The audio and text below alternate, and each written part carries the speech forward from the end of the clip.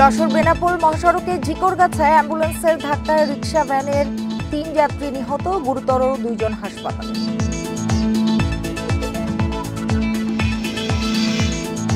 সুনামগঞ্জে সড়ক থেকে পুলিশকে তুলে নেয়ার অভিযোগ, ধাওয়া দিয়ে ট্রাক জব্দের পর উদ্ধার, আটক ২।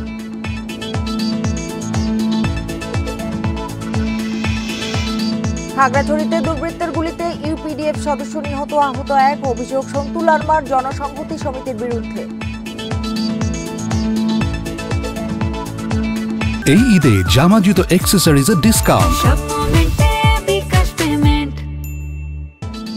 আমন্ত্রণ সমগ্র বাংলাদেশে, আপনাদের সঙ্গে আছি আমি সুমনা সিমি। এতক্ষণ জানাচ্ছিলাম শিরোনামগুলো, এবার জানাবো পুরো খবর।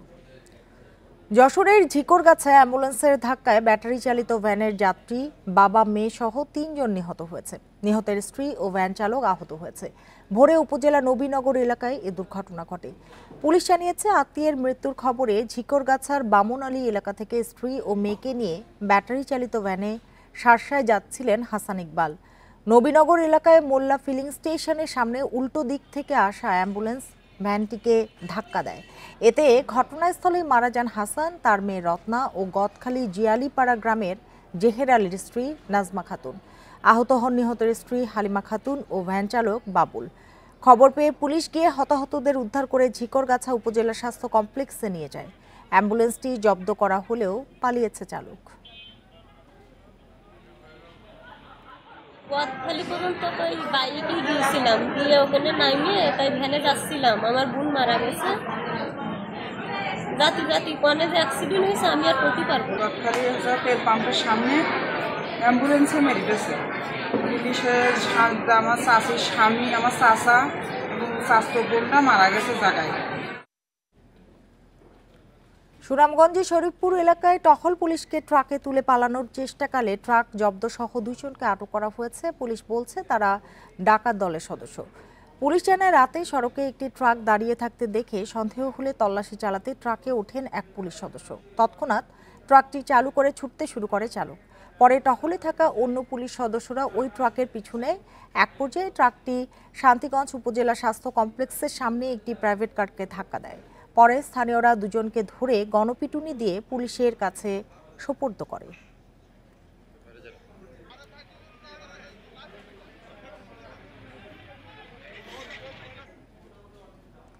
খাগড়াছড়িতে মাটিরাঙ্গায় দুর্বৃত্তদের গুলিতে ইউপিডিএফ সদস্য সুবি ত্রিপুরা নিহত হয়েছেন। এ ঘটনায় আহত হয়েছেন আরও এক নারী। সকালে উপজেলার তায়েন্দং হেডম্যান পাড়া এলাকায় এ ঘটনা ঘটে। হামলার জন্য সন্তু লারমার নেতৃত্বাধীন জনসংহতি সমিতিকে দায়ী করেছে ইউপিডিএফ। ইউপিডিএফের জেলা সংগঠক অঙ্গ বার্মা জানান, সকালে সুবীর ত্রিপুরার উপর হামলা চালায় দুর্বৃত্তরা। এতে ঘটনাস্থলে মারা যায় সুবীর ত্রিপুরা, গুরুতর আহত হন সুবীরের বোন তারাবতী। এ ঘটনায় সন্তু লারমা জেএসএসকে দায়ী করেছেন। হামলার ঘটনায় সত্যতা নিশ্চিত করেছেন মাটিরাঙ্গা থানার ওসি তৌফিকুল ইসলাম।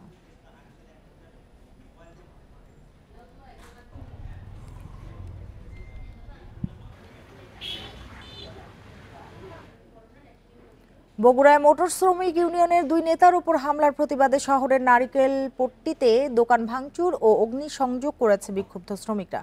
এ সময় জেলার সব রুটে যান চলাচল বন্ধ করে দেয় তারা। সকালে শহরের স্টেশন রোডে এ ঘটনা ঘটে। পরে সেনাবাহিনী ঘটনাস্থলে গিয়ে পরিস্থিতি নিয়ন্ত্রণে আনলে প্রায় ৩.৫ ঘন্টা পর যান চলাচল স্বাভাবিক হয়।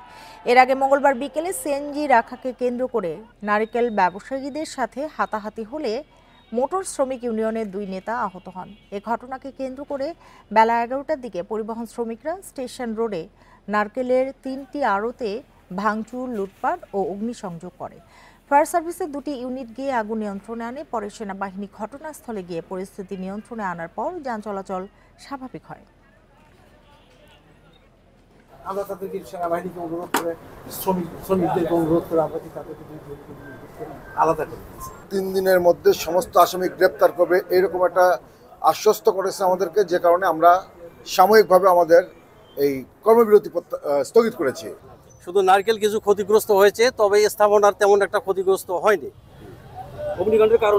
অগ্নিকাণ্ডের কারণ আমরা যতটুকু জানতে পারছি যে আমরা এটা তদন্ত না করা পর্যন্ত অগ্নিকাণ্ডের কারণটা সম্পর্কে অবহিত করতে পারবো না। জয়পুরহাটে থানায় হামলার ঘটনায় বিএনপির ২০ নেতাকর্মী সহ ১৫০ শতাধিকের বিরুদ্ধে ২টি মামলা হয়েছে। এছাড়া বিএনপির এক নেতাকে শোকজ করা হয়েছে। মঙ্গলবার রাতে মারধরের ঘটনায় তোফাজ্জলের স্ত্রী বিএনপির ২০ নেতাকর্মীর নাম উল্লেখ করে থানায় মামলা করেন। এছাড়া থানায় হামলার ঘটনায় পুলিশ বাদী হয়ে অজ্ঞাত ১৫০ শতাধিকের বিরুদ্ধে আরও একটি মামলা করে। পুলিশ জানায় জমি রেজিস্ট্রির জন্য তোফাজ্জল সাব রেজিস্ট্রি অফিসে যান। এ সময় তার কাছে চাঁদা দাবি করা হয়। তা দিতে অস্বীকৃতি জানালে তাকে ও তার আত্মীয়কে মারধর করে উপজেলা বিএনপির সাংগঠনিক সম্পাদক মেহেদী আশিক পাপ্পু ও তার লোকজন। খবর পেয়ে পুলিশ ঘটনাস্থলে গিয়ে ৩ জনকে আটক করে থানায় নিয়ে আসে। মারধরের শিকার তোফাজ্জল চাঁদাবাজির জন্য ৯ নম্বর ওয়ার্ড বিএনপির সভাপতি কবির চৌধুরী, উপজেলা বিএনপির সাংগঠনিক সম্পাদক মেহেদী আশিক পার্থ ও তাদের সহযোগীদের দায়ী করেন। এদিকে আটকের খবর পেয়ে ওই ৩ জনকে ছিনিয়ে নিতে থানায় হামলা চালায় শতাধিক মানুষ। এতে পুলিশ সহ আহত হয় ৬ জন। এই ঘটনায় ৫ জনকে গ্রেপ্তার করা হয়েছে। এখানে একটা মামলাতে আপনার জয়নব বেগম যার স্বামীকে মেরেছে উনি মামলা দিয়েছেন। পুলিশ অ্যাসল্ট আর একটা মামলা আছে, ওইখানে আপনার আসামি আছে ২০ জন, অজ্ঞাতনামা আছে ২০০ থেকে ৩০০ জন। ঈদকে সামনে রেখে ক্রেতার ভিড় বেড়েছে সিলেটের বিপণী বিতানগুলোতে। গত বছর রাজনৈতিক অস্থিরতা সহ নানা কারণে মন্দাভাব ছিল সিলেটের ব্যবসা বাণিজ্যে। এবার সেই ক্ষতি কাটিয়ে ওঠার আশায় ব্যবসায়ীরা। এবারের ঈদে শত কোটি টাকার ব্যবসার আশা তাদের। ঈদ সামনে রেখে সেজে উঠেছে সিলেট নগরীর বিপণী বিতানগুলো। আলোকসজ্জা, নান্দনিক তোরণে আকৃষ্ট করা হচ্ছে ক্রেতাদের। মার্কেটের ভেতরের দোকানপাটগুলোতেও নেওয়া হয়েছে ব্যাপক প্রস্তুতি। সাজানো হয়েছে নতুন নতুন ডিজাইনের পোশাকে। নগরীর জিন্দাবাজার, বন্দরবাজার, জেড রোড, নয়া সড়ক, কুমারপাড়া, জল্লারপাড় ও লামাবাজার এলাকার বিপণী বিতানগুলোতে এরই মধ্যে ভিড় বেড়েছে ক্রেতার। কাপড়, প্রসাধনী, জুতা ও গয়নার দোকানগুলোতে ঈদের কেনাকাটার চাপ বাড়তে শুরু করেছে। তবে দাম নিয়ে অসন্তোষ প্রকাশ করেছেন অনেকেই। যে ধরনের প্রোডাক্টগুলো আগে অনেক কমে পাওয়া যেত, এটা হচ্ছে এবার একটু হাই রেঞ্জ দেখা যাচ্ছে। আমার বাচ্চা কাচ্চার ড্রেস কিনছি, আত্মীয় স্বজনের কিনছি, কিন্তু এইবার ঈদের মধ্যে একটু কাপড়ের দামটা একটু বেশি লাগতেছে। বিক্রেতারা বলছেন, ডলারের দাম বৃদ্ধি, পোশাক উৎপাদনের কাঁচামালের দাম বেড়ে যাওয়া সহ নানা কারণে এবার পোশাকের দাম বাড়তি। এরপরও ক্রেতার সমাগম ভালো হচ্ছে বলে জানাচ্ছেন বিক্রেতারা। থেকে সুতা বা বুতাম এগুলো কিনে আনছে বেশি দিয়ে, দামটাও বেশি পড়ছে, এই জন্য আমরাও বেশি করে বিক্রি করতে হইতেছে, করার কিছু নাই আমাদের। দেশীয় পোশাকে জোর দিচ্ছি বেশি, তো আমরা মনে করি বাইরের পোশাকের চেয়ে দেশীয় পোশাকের প্রাধান্য বেশি পাবে। আবার গত বছরের রাজনৈতিক অস্থিরতা সহ নানা কারণে ক্ষতির মুখে পড়ে পোশাক প্রসাধনীর ব্যবসা। ঈদ মৌসুমে সেই ক্ষতি কাটিয়ে ওঠার আশা করছেন ব্যবসায়ীরা। ঈদ সামনে রেখে প্রায় ১০০ কোটি টাকার বাণিজ্য হবে বলে মনে করছেন ব্যবসায়ী নেতারা। সরকারকে জানাতে চাচ্ছি, আপনারা আইন শৃঙ্খলা পরিস্থিতির উপরে বেশি করে নজর দেন, যাতে কোনো চাঁদাবাজ কোনো ব্যবসায়ীদেরকে কোনো ডিস্টার্ব করতে না পারে, বা ধরেন আপনার ব্যবসায়ীরা যানজট সমস্যার সমাধান করলে বা হকার মুক্ত পরিবেশ সৃষ্টি করলে ব্যবসায়ীরা ব্যবসা করতে পারবে। মানুষ যাতে নির্বিঘ্নে কেনাকাটা করতে পারে এজন্য তৎপর রয়েছে আইন শৃঙ্খলা বাহিনী। Independent news. ইফতারে পাতলা দই দিয়ে তৈরি মাঠা বা ঘোল নওগাঁবাসীর সবচেয়ে প্রিয় পানীয়। সারাদিন রোজা রাখার পর এক গ্লাস মাঠা তৃষ্ণার্ত রোজাদারদের প্রশান্তি এনে দেয়। অনেক সেহরিতেও ভাতের সঙ্গে গুড় দিয়ে পাতলা দই মিশিয়ে খেয়ে থাকেন। স্বাস্থ্য বিশেষজ্ঞরা বলছেন এই পানীয় রোজাদারদের জন্য খুবই উপকারী। খেজুর, ছোলা, পেঁয়াজু সহ নানা পদ থাকলেও পাতলা দই কিংবা ঘোল না হলে যেন ইফতারের স্বাদ অপূর্ণ থেকে যায় নওগাঁবাসীর। এই অঞ্চলে ইফতারের এই দই খাওয়ার প্রচলন যুগ যুগ ধরে। এবারও রোজার প্রথম দিন থেকেই শহরের ফুটপাত থেকে শুরু করে অভিজাত রেস্তোরাঁ ও প্রসিদ্ধ দইয়ের দোকানগুলোতে ক্রেতাদের ভিড় দেখা গেছে। দুপুরের পর থেকেই মাটির হাঁড়িতে পাতলা দই কিনতে শুরু করেন স্থানীয়রা। রোজা থেকে সারাদিনের ক্লান্তি দূর করার জন্য এই টক দই আমরা কিনি এবং সেহরিতে আমরা এই টক দই ব্যবহার করি। হজম শক্তি একটু সুবিধা হয়, ডাইজেশনের সুবিধা হয়, এই জন্য এই দই আমরা এই টক দই খাই। ঘোলটা খুবই জনপ্রিয় এবং খুব উপাদেয় মানুষের, মানে রোজাদারদের জন্য এটা খুব উপযোগী। এবং সারাদিন রোজা থেকে না খেয়ে থেকে যে সন্ধ্যায় যে তৃষ্ণাটা হয়, সেই তৃষ্ণাটা এই পাতলা দই বা টক দইয়ের ঘোল দিয়ে মেটানো হয়। এবার বড় সাইজের পাতিল 220 থেকে 275 টাকা এবং ছোট সাইজের পাতিল 160 থেকে 180 টাকা বিক্রি হচ্ছে, যা গত বছরের চেয়ে 20 থেকে 30 টাকা বেশি। ব্যাপক চাহিদা। একটা দই 2.5 কেজি 3 কেজি 3.5 কেজি ওজন 250 টাকা থেকে ধরে 260-80 এবং 130-40 টাকা দামের ছোট পাতিল। স্বাস্থ্য বিশেষজ্ঞরা বলছেন মাঠা বা ঘোল পুষ্টিগুণ সম্পূর্ণ পানীয়, যা রোজাদারদের হজম শক্তি বাড়াতে সহায়তা করে। রোজার শেষে ইফতারের সময় যখন খাওয়া হচ্ছে লিকুইড খাবার চাহিদাটা তখন অনেক বেশি থাকে, অন্যান্য লিকুইড খাবার সাথে এটা দিয়েও এটা মানে কভার হয়ে যায় এবং কম্পারেটিভলি এটা অনেক ভালো, এটা অনেক এনার্জি দেয়। টক ও মিষ্টি দুই স্বাদের পাতলা দইয়েরই কদর রয়েছে নওগাঁয়। Independent news. চট্টগ্রামের আনোয়ারায় মাদকের টাকা নিয়ে দ্বন্দ্বের জেরে বন্ধু ছুরিকাঘাতে এক যুবক নিহত হয়েছেন। পরে অভিযুক্তের বাড়ি ভাঙচুর ও আগুন দেয় স্থানীয়রা। মঙ্গলবার রাতে উপজেলার পারুইকোড়া ইউনিয়নে এ ঘটনা ঘটে। পুলিশ জানায় সোমবার রাতে পাওনা টাকা নিয়ে দুই বন্ধু মোহাম্মদ মানিক ও মোহাম্মদ রাসেলের কথা কাটাকাটি হয়। এক পর্যায়ে ছুরিকাঘাতে মানিক নিহত হন। এ ঘটনায় নিহতের ভাই মামলা করেছেন। এদিকে মঙ্গলবার সন্ধ্যায় নিহতের জানাজা শেষে মাইকে ঘোষণা দিয়ে মোহাম্মদ রাসেলের বাড়িতে ভাঙচুর করে আগুন দেয় স্থানীয়রা। ফায়ার সার্ভিসের একটি ইউনিট প্রায় 2 ঘন্টার চেষ্টায় আগুন নিয়ন্ত্রণে আনে।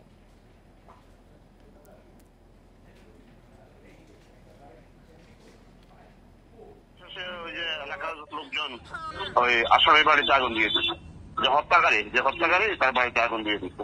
দুজনের বিরুদ্ধে মাদক মামলা আছে, খুনের ঘটনা মামলা হয়েছে। এখন পর্যন্ত কোনো অ্যারেস্ট নেই। নরসিংদীর রায়পুরায় গৃহবধূকে ধর্ষণ ও হত্যার হুমকির প্রতিবাদে মানববন্ধন করেছে স্থানীয়রা। সকালে জেলা প্রেস ক্লাবের সামনে এই মানববন্ধন অনুষ্ঠিত হয়। এ সময় অভিযুক্ত ধর্ষক রাকিব মিয়া ও তার 2 সহযোগীকে 24 ঘন্টার মধ্যে গ্রেপ্তারের দাবি জানান বক্তারা। না হলে রায়পুরা থানা সহ জেলা প্রশাসকের কার্যালয় ঘেরাও করার ঘোষণা দেন তারা। গত রোববার রাতে ওই গৃহবধূকে ধর্ষণ ও ভিডিও ধারণ করে অভিযুক্তরা। ঘটনা জানাজানি হলে ভুক্তভোগীকে হত্যার হুমকি দেয় তারা। এদিকে ঢাকার নবাবগঞ্জে 7 বছরের শিশু ধর্ষণের ঘটনার প্রতিবাদে বিক্ষোভ মিছিল করেছে স্থানীয় ছাত্র জনতা। মিছিল শেষে পথসভায় বক্তারা দ্রুত ধর্ষকের ফাঁসির দাবি জানান।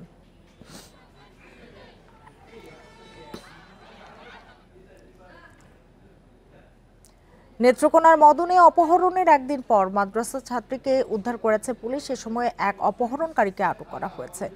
মঙ্গলবার রাতে কেন্দুয়া উপজেলার গোগবাজার এলাকা থেকে তাকে আটক করা হয়। পুলিশ জানায় মাদ্রাসা যাওয়ার পথে ওই ছাত্রীকে উত্ত্যক্ত করত বখাটে আনোয়ার। সোমবার রাতে মেয়েটি ঘর থেকে বের হলে জোরপূর্বক তুলে নিয়ে যায় আনোয়ার। পরে পুলিশ অভিযান চালিয়ে মঙ্গলবার রাতে আনোয়ারকে আটক করে।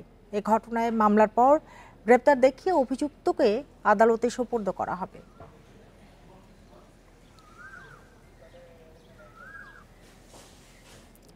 চট্টগ্রামে দেশি কাপড় বিদেশি বলে বিক্রি সহ বিভিন্ন অভিযোগে মেগামার্ট নামে একটি প্রতিষ্ঠানে অভিযান চালিয়েছে ভোক্তা অধিকার সংরক্ষণ অধিদপ্তর।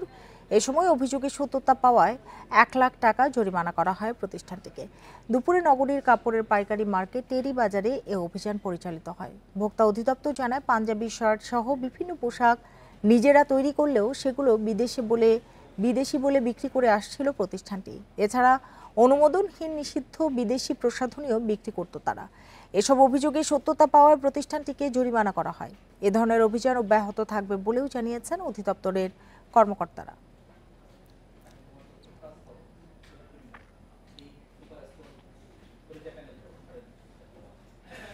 ঈদকে সামনে রেখে নাটোরে পুরনো ভাঙাচোরা এবং বিকল গাড়ি মেরামতের অভিযোগ উঠেছে। ফিটনেসহীন গাড়ি রং করে রাস্তায় নামানোর পরিকল্পনা চলছে বলে দাবি যাত্রীদের। এসব গাড়ি দূরপাল্লা সড়কে চলাচল করলে দুর্ঘটনার আশঙ্কা রয়েছে। তাই ঈদ যাত্রা নিরাপদ করতে নজরদারি বাড়ানোর আহ্বান স্থানীয়দের। দিনরাত কাজ চলছে কারখানায়, দম ফেলার সুযোগ নেই শ্রমিকদের। নাটোরের আরপি রোকেয়া সহ বেশ কয়েকটি কারখানায় চলছে পুরনো বাস মেরামতের কাজ। এবারের ঈদে এ ধরনের অন্তত 61টি বাস সড়কে নামার পরিকল্পনা পরিবহন মালিকদের। পুরনো এসব বাসের কোনোটির রং জ্বলে গেছে, কোনোটির বডি ফেটে গেছে, আবার কোনোটির ইঞ্জিন ও অন্যান্য যন্ত্রাংশের লক্কর-ঝক্কর অবস্থা। মালামাল সব ফ্রেশ করে মনে করেন এখন নতুনভাবে কাজকাম করে দিতেছি আমরা এখন, যাতে রোডের সমস্যা না হয়। ইঞ্জিনে টোটাল কাজ করাচ্ছি যাতে ঈদের যানজটে রাস্তায় পড়ে থেকে যাত্রীর দুর্ভোগ না হয়। তবে পুরনো বাস নামানোর বিষয়টি অস্বীকার করেছেন মালিকরা। তাদের দাবি, ঈদ সামনে রেখে ভালো গাড়িগুলোরই সৌন্দর্য বাড়ানো হচ্ছে এখন। ফিটনেসবিহীন লক্কর গাড়ি রোডে চলে, আসলে লক্কর গাড়ি সব না, কিছু গাড়ি রোডে চলতে যায় লক্কর হতে পারে। গোটা বছরের ব্যবসা ঈদের মধ্যে, সেজন্য আমরা নতুন করে রং চং সব যাত্রী যেন আগ্রহী হয় গাড়িতে ওঠার জন্য। যাত্রীদের অভিযোগ, ফিটনেসবিহীন গাড়ির কারণে প্রায় ঘটছে দুর্ঘটনা। এসবের বিরুদ্ধে ব্যবস্থা নেওয়ার কথা জানিয়েছে হাইওয়ে পুলিশ। সড়কের যে গাড়িগুলো নামায় তার ফিটনেস নাই, নতুন রং করে নামিয়ে দেয়, যেটা আসলে এই কারণেই মূলত সড়ক পথে দুর্ঘটনার শিকার হয়। ফিটনেসবিহীন গাড়ি বা ওভার স্পিডের যেগুলো গাড়ি সেগুলো আমরা প্রতিবেশন দিচ্ছি এবং যেগুলো একেবারে চলাচলে অনুপযোগী গাড়ি, এগুলো ধরনের গাড়ি আমরা ড্যাম্পিং করতেছি। ঈদের আগে ও পরে ঢাকাসহ বিভিন্ন জেলায় যাতায়াত করবে নাটোরের প্রায় 400 বাস। Independent news. চাঁদপুর লঞ্চঘাট থেকে 26শে মার্চের পর ফিটনেসবিহীন কোনো লঞ্চ চলাচল করতে পারবে না। এছাড়া বাড়তি ভাড়া আদায় থেকে বিরত থাকার নির্দেশ দেওয়া হয়েছে। ঈদ উল ফিতর উপলক্ষে চাঁদপুর ঢাকা নৌপথে যাত্রীদের নিরাপত্তা নিশ্চিত করতে মত বিনিময় সভায় কথা বলেন জেলা প্রশাসক মোহাম্মদ মহসিন উদ্দিন। দুপুরে চাঁদপুর লঞ্চঘাটে নৌ পুলিশের আয়োজনে লঞ্চ মালিক, শ্রমিক ও সিএনজি চালকদের নিয়ে সভা অনুষ্ঠিত হয়। সভায় বলা হয়, সাদা পোশাকে পুলিশ, সিসি ক্যামেরা এবং প্রতি লঞ্চে 4 জন করে আনসার সদস্য থাকবে। 15 দিন রাতে বাল্ক হেড চলাচল বন্ধ এবং রাতে স্পিড বোট বন্ধ রাখার সিদ্ধান্ত নেওয়া হয়েছে।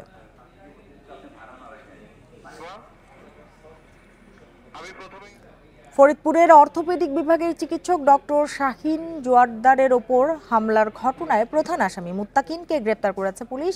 সে নিষিদ্ধ ঘোষিত ছাত্রলীগের ফরিদপুর জেলা কমিটির সদস্য।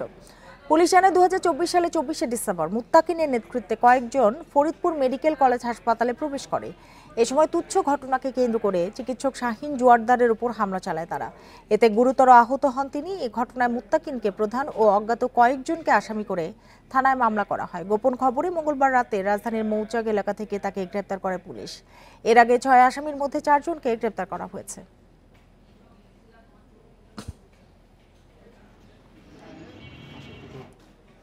শেরপুরে গারো পাহাড়ে অবৈধভাবে বালু উত্তোলনের অভিযোগে 3 জনকে 1 মাসের কারাদণ্ড দিয়েছে ভ্রাম্যমাণ আদালত। মঙ্গলবার সকাল থেকে রাত পর্যন্ত এই অভিযান চালানো হয়। এ সময় নালিতা বাড়িতে অবৈধভাবে বালু উত্তোলনের অভিযোগে তাদের কারাদণ্ড দেওয়া হয়। এছাড়া গারো পাহাড়ে অবৈধভাবে বালু তোলার অভিযোগে 25টি ড্রেজার, 3টি ভেকু, 3টি ট্রাক, 1টি ট্রলি জব্দ করা হয়েছে। উপজেলা নির্বাহী কর্মকর্তা ফারজানা আক্তার ববি জানান, এ ধরনের অভিযান অব্যাহত থাকবে। যমুনা নদীর উপর নির্মিত দেশের দীর্ঘতম রেল সেতু মাত্র 3 মিনিটে পার হওয়া যাচ্ছে।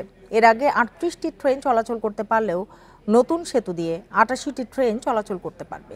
যাত্রীরা বলেন, আগে সেতু পার হতে 20 মিনিট সময় লাগলেও এখন মাত্র কয়েক মিনিটেই যমুনা নদী পার হওয়া যাচ্ছে। 2 প্রান্তে সিঙ্গেল ট্র্যাকের কারণে এই রেল সেতুর পুরোপুরি সুবিধা পেতে দেরি হলেও সেতুটি নির্মাণের কারণে সুবিধা হয়েছে যোগাযোগ ব্যবস্থায়।